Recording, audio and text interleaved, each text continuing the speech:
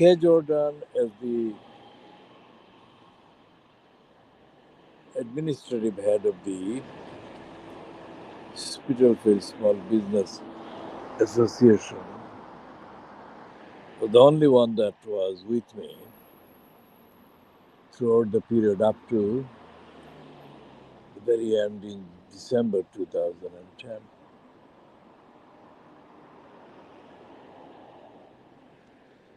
And K. Jordan had been doing what she and I began to do together in 2001 onwards, defending the community in the east end of London since the beginning of the 1980s, I think, the late 1970s. And as one of K. Jordan's college architectural association, which is the premier college for architecture studies in the United Kingdom, Baz Harrell told me on the video on the 22nd of March 2011, K. Jordan, when he accompanied her walk through Brick Lane with K. Jordan, was tremendously well recognized, and people gravitated to her, as Baz Harrell recalled. He said he had never seen anything like that. People gravitated to her, care this, care that, care this, that, care that. As a Viking descendant from Halifax in Yorkshire, K. Jordan had not got,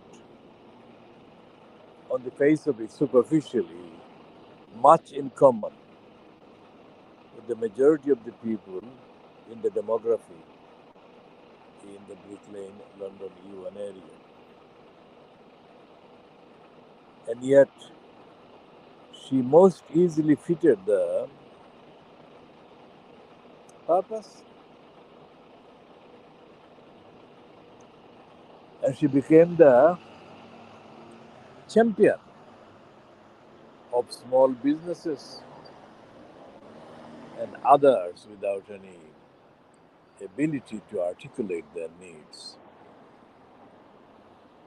As recalled by somebody I'm not going to name by name, she easily identified herself as a member of the community that she visited or met, be it Spanish people, be it the Japanese people. K. Jordan was essentially universalist. When she met me, I should have actually started working with her almost at the time when I condemned her for accepting the MBE. That was 15 years or so previously.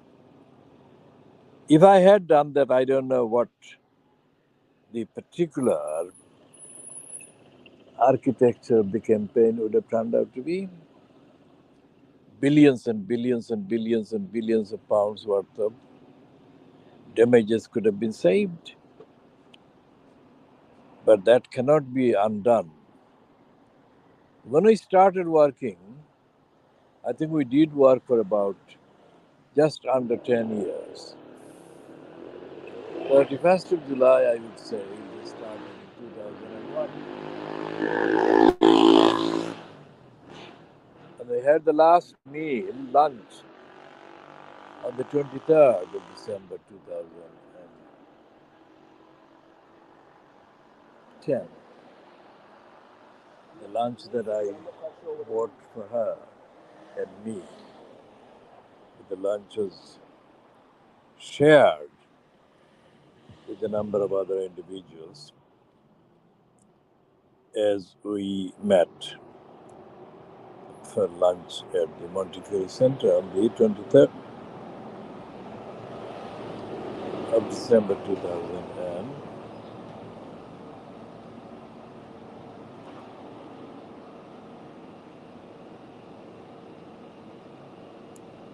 23rd of December 2010. Every September, an event takes place under the auspices of the propaganda unit of the City of London Big Businesses,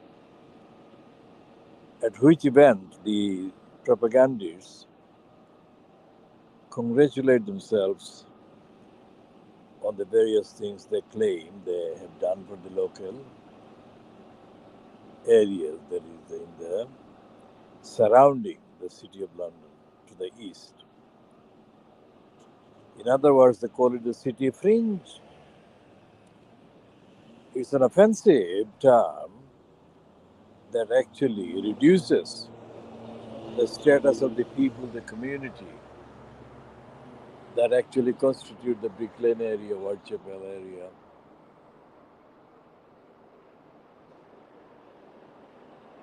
So every year in September, on the specific date, K. Jordan knew what date was it. Probably it was the 13th of September every year or whatever. Sometime in the middle of September, these people would gather together and congratulate themselves for their alleged act of benevolence towards the alleged lesser beings than themselves. And Coach K. Jordan would go there on her own. I never went there. And I think it is a good job that I didn't, because if I went there, then I would have probably been under the impression of wanting to take part and contribute. And that would have distorted her original role. So I let that happen in her own kind of capacity. And I didn't do that on purpose or knowingly. I never knew when the thing was going to happen. Anyway, she never let me know. Not that she wanted me to be not there, but it just happened that I didn't know when it would have happened.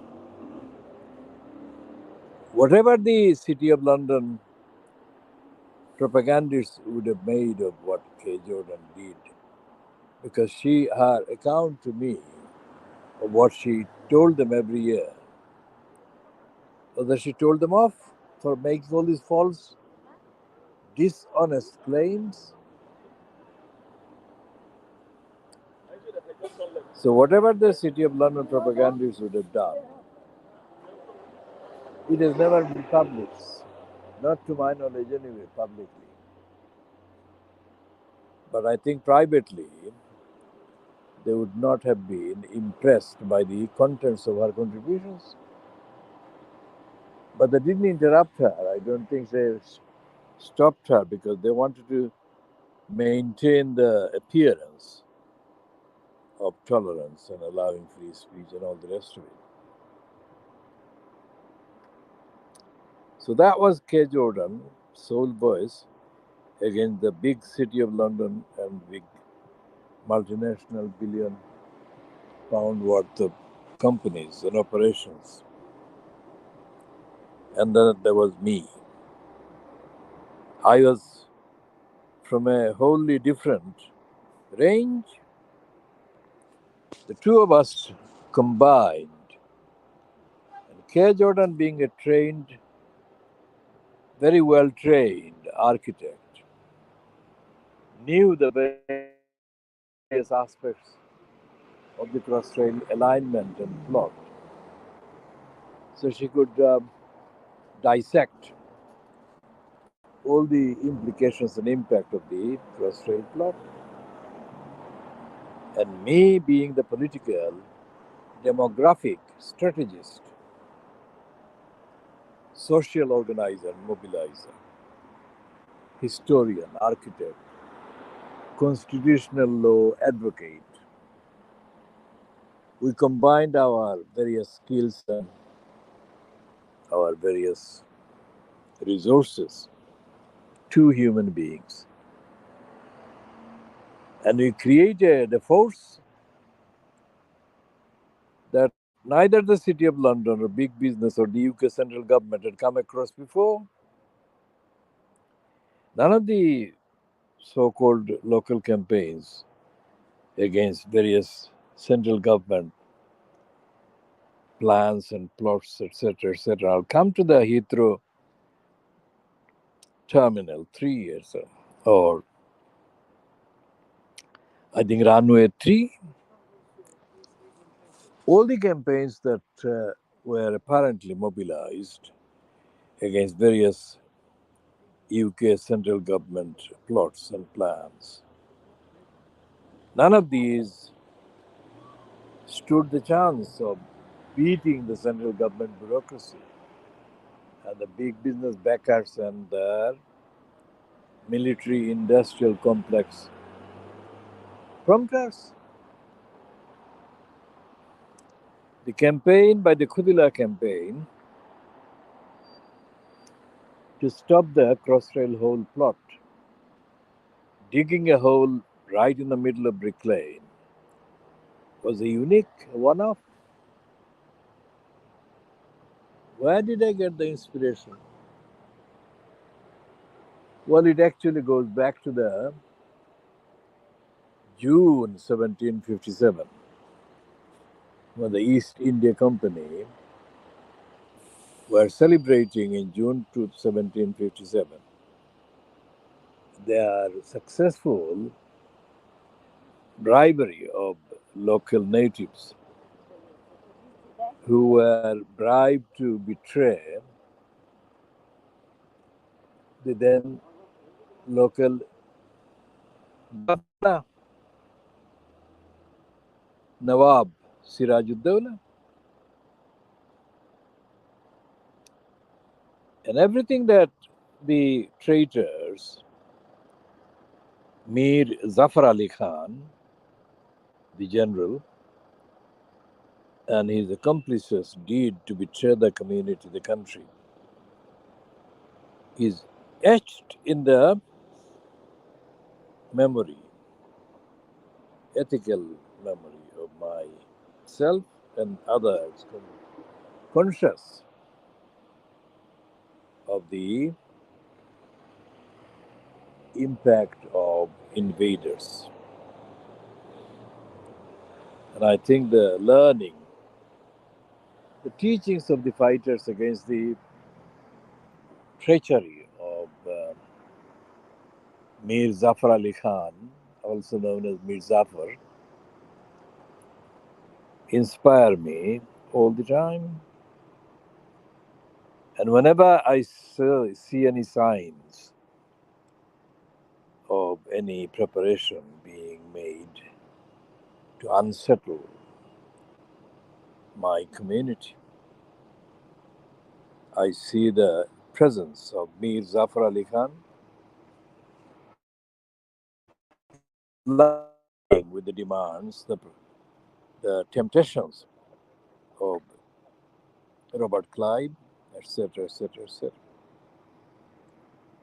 So, quite how the Crossrail plotters would have carried out the plot of digging a hole in the middle of Brick Lane was not a mystery, because they thought that all the people in Brick Lane area, in the east end of London, were no different than Mir Zafar Ali Khan. Like Zulfikar Ali Bhutto in the late 1960s at the Institute of Engineers, where I took Zulfikar Ali Bhutto on with 9 fusillades of 9 questions and put him down rhetorically, of course, not physically. Like Zulfikar Ali Bhutto, Zulfikar Ali Bhutto never considered the possibility of me, whatever the name was. The name was not pronounced, but my name wasn't known as Muhammad. It was Zahir, Muhammad Zahir al Haq. But that was not the name mentioned at all because nobody was mentioning any participant's name there. At the Institute of Engineers, Z.A. Bhutto, Zulfikar Ali Bhutto from Larkana in Sindh, arrived to deliver. He arrived to deliver what he must have presumed the regally charged kind of audience to the underprivileged, the less privileged. And as his just separated colleague, employer, boss, Field Marshal Ayub Khan had allegedly written in his Friends Not Masters, the East Pakistanis were, according to the early versions of Ayub Khan's book, from a poorer, less courageous background, ethnicity, etc., etc. So Zulfikar Ali Bhutto must have thought that the thousands or so people that had gathered, most of them, with maybe one or two exceptions, the people were less able and the background was less prestigious, way less prestigious than his. So when he arrived, he must have thought, he would deliver the regal address, and the natives would be so impressed by him that they would, without any condition or hesitation, embrace everything he had to say. The last thing that he must have thought was to come across me, the great grandson of the Bed Shah of Silot. I began by asking a preliminary question, wondering what he meant by whatever he had said in his introduction. The facial expression on Bhutto's face was unperturbed. He was perturbed to hear anyone dare ask him a question at all.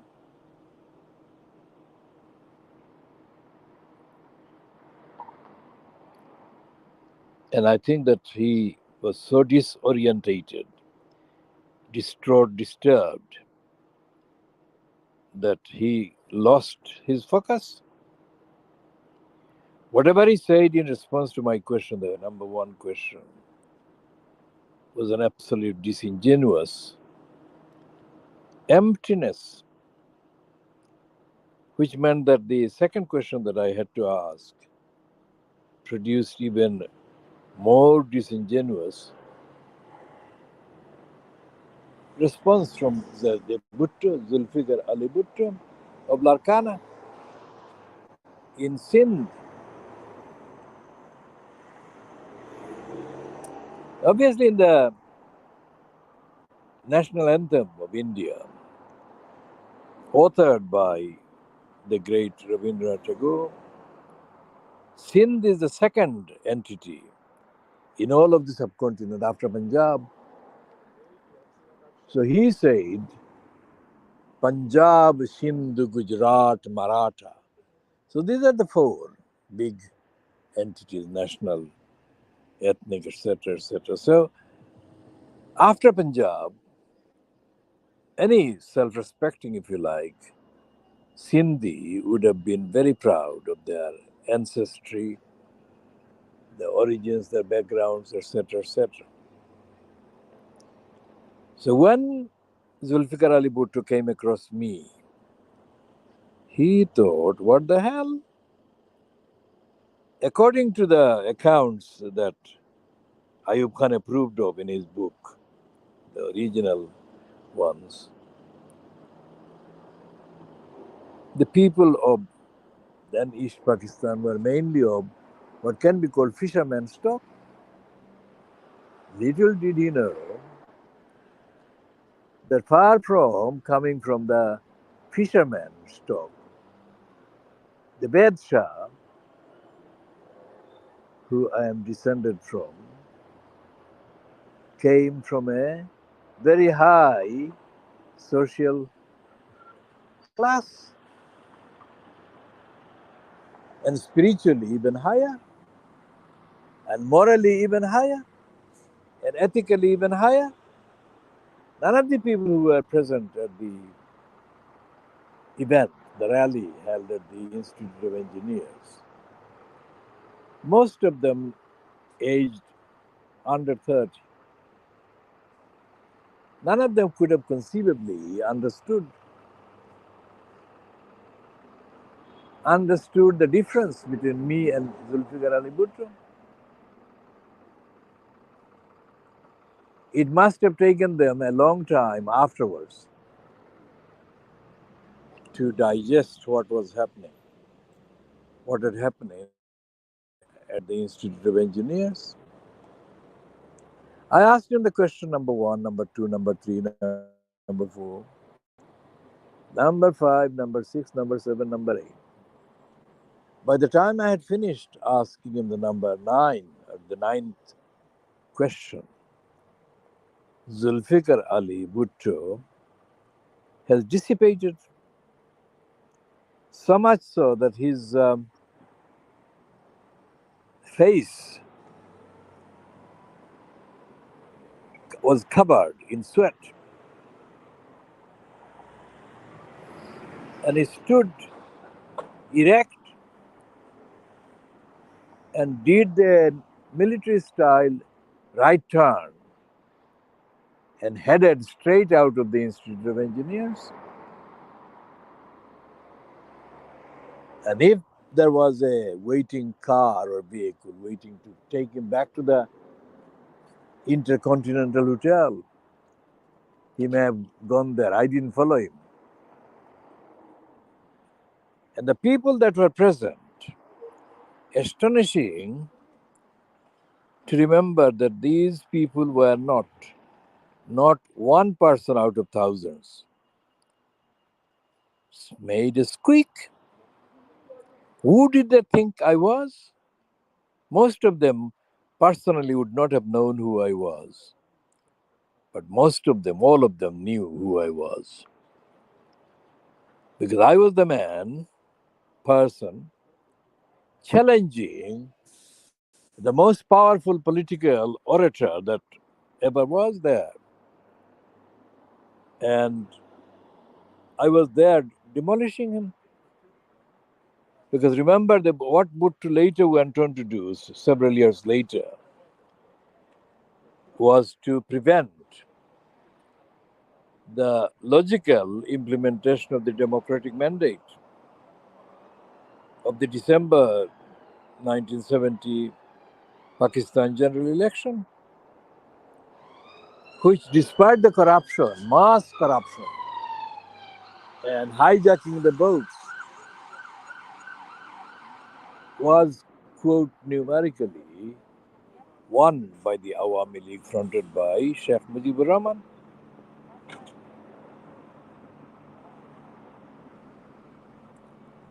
So Zulfikar Ali Bhutto was there to prevent the eventual numerical victory by the party fronted by Sheikh Mujibur Rahman. And the sole purpose was that he, Zulfikar Ali Bhutto, would be the victor, the winner in the event of Sheikh Mujibur Rahman being defeated. Who have I been? I have been the challenger. I am the challenger against the likes of Bhutto. And I'm sitting here in the East London location, which is generally known as the London Borough of Newham. And as I said to the still incumbent mayor at the expense of Newham, Robin Wales, he was a dictator, that he had so intimidated the elected councillors on Newham that they dare not challenge him, dare not ask him a question, dare not interrogate him on any of the policies. So I accused Robin Wales on live television on the 14th of March 2018 that he was a dictator. He was an anti democratic threat to who was cowering, who was silencing, who was intimidating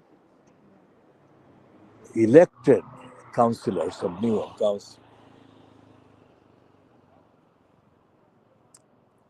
Robin Wales, like Zade Bhutto, had never before been challenged by anyone.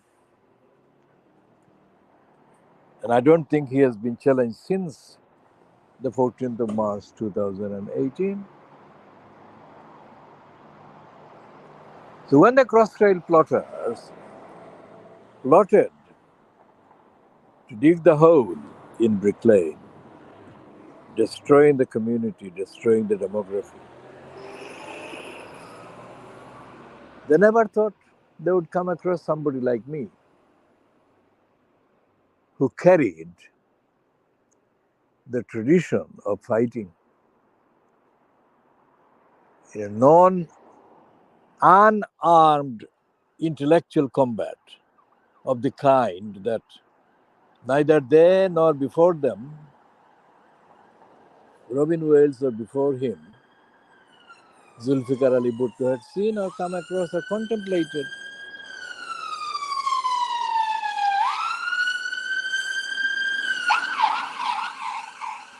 When in 1977, at a location in London, United Kingdom, I first met Altaf Gohar, the criminal, who was notorious as being the most powerful, vicious civil servant heading the military administration of Ayub Khan. I met him in 1977 and he gave a spiel.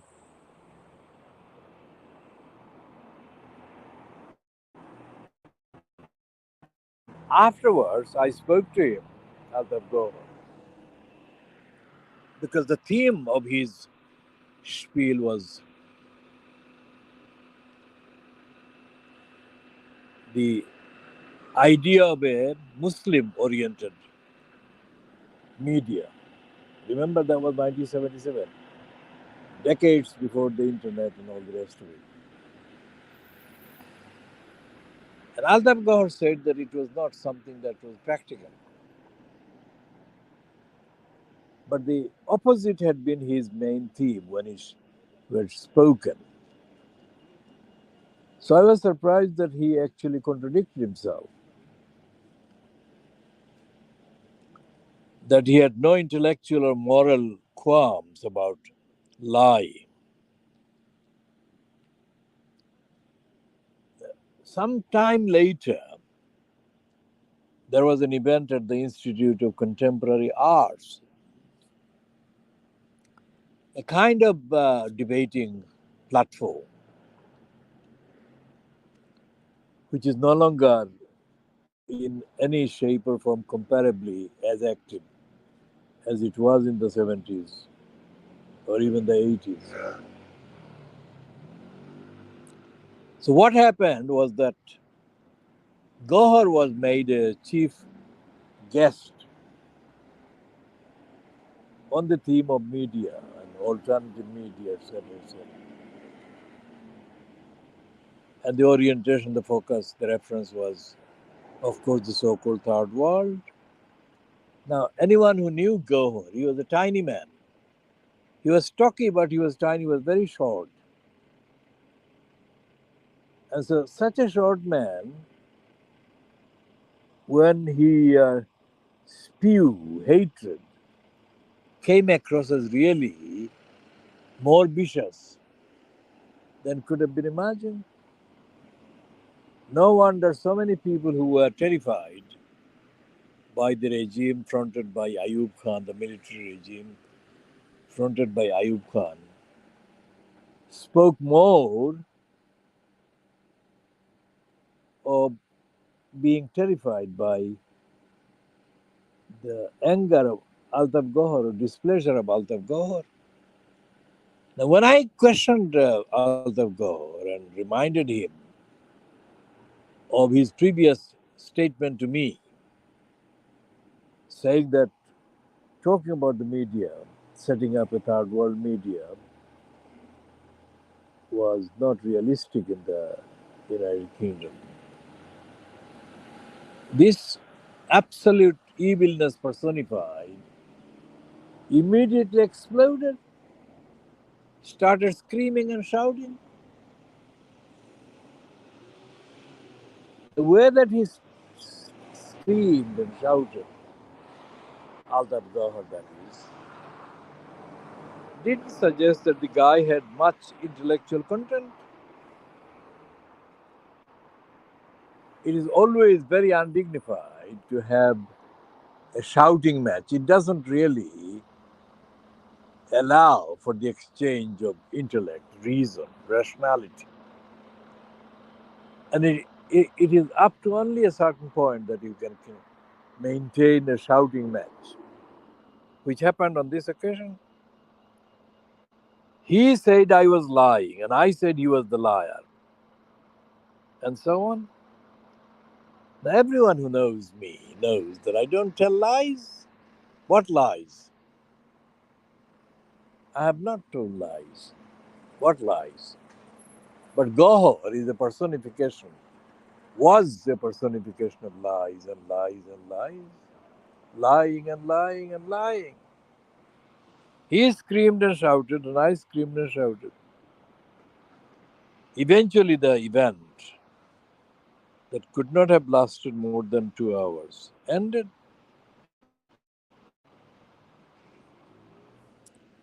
But the liar went on to set up this Third World Foundation. And he set up the media along with the Guardian in London.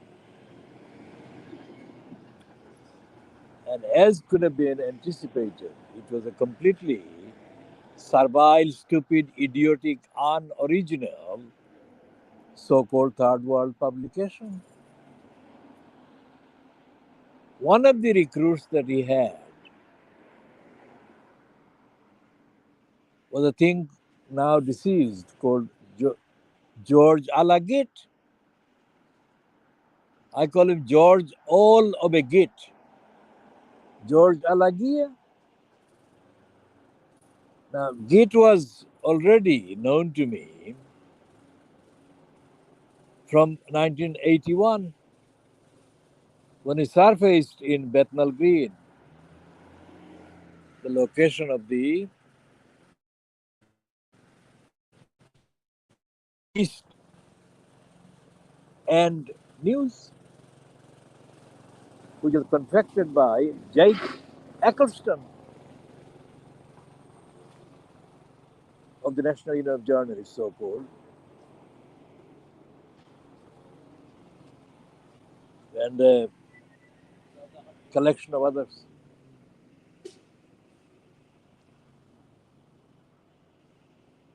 The idea was to challenge the racist local commercial title called the East London Advertiser. Based on the evidence of the contents of the East London Idiotizer, I gave it the name East London Idiotizer.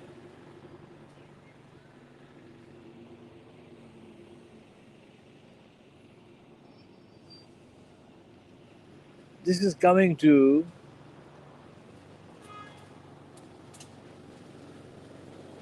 10 o'clock, I think GMT. I'm going to bring an end to this particular edition, and we shall be continuing on these related themes in due course. This is about just under 40 minutes long video, coming to an end on Monday the 12th of August 2024.